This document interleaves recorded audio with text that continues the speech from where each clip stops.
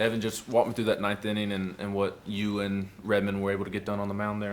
Man, whenever you got a guy like Redmond Walsh, it's always comforting to see a guy, with pretty much walking up there with 160 pounds. But I mean, he seems like he owns the world. So whenever you got a guy in that situation that's been there hundreds of times, it seems like, it's nothing but confidence, especially even whenever they start, having some momentum. But having a guy up there that throws the way that he does in big moments, it's nothing but comforting anytime he's out there. And then yet another game with another dominant starting pitcher. Just what you see from Drew Beam.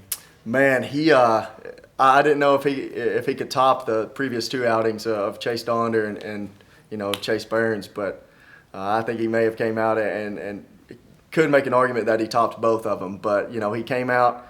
I could tell he was in the zone as soon as he started throwing in the bullpen. He was very relaxed, and that's not normal for a freshman to be relaxed in that environment.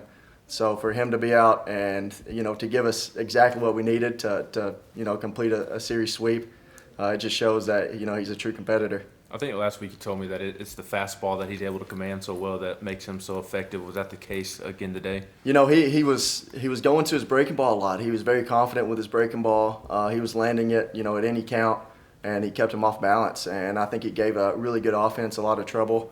And he was in the zone from the get-go, and he was able to land that breaking ball, and he had a lot of success to build off that with his mid-90s heater. What does it say about you all as a team that you trot out Chase Burns on Friday, Chase Dolender on Saturday, and Drew Beam on Sunday? Man, it's hard to think what this team's going to look like whenever we have Blade Tidwell and Seth Halverson, because to be honest, I don't know if we've skipped a beat with the three guys we've had on the mound, but to have those guys coming back and being healthy, it's just going to stack us up even more. And we got a lot of options and a lot of different looks, and to have three guys like that have never been in this league before, so to have them come out and kind of set the tone for what they want to do and what they want the team to complete, I think that shows that we got a lot of guys that are on board and ready to take control throughout the year. Last weekend you said you wanted to cause some ruckus the next couple of weeks.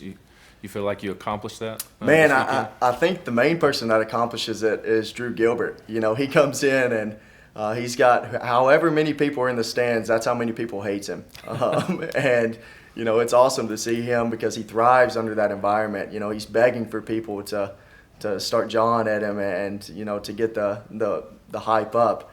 And he's not afraid of it. So to have a guy leading us like that, and basically playing with some attitude and wanting to start a fight while we're winning, that shows that our whole team. I can't say the same thing since last time I was here, but our whole team's ready to fight and ready to win. You all are always playing with a lot of attitude, but how much did the comments from the Ole Miss player on Friday maybe even fuel y'all for yesterday and today?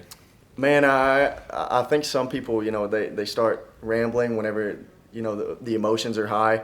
And we came out and we kicked him, in the teeth pretty good. And I think he was expecting a different result the next day. But kudos to our guys for not getting too high in emotions and being able to come out and, play our game. As long as we play our game and don't kick the ball around like we tried to and get them back in the game, I think we have the ability to beat a lot of teams. So, I understand that they wanted to try to get high emotions and change the tide, but I don't think it worked, especially having Chase Donder come out and do what he did.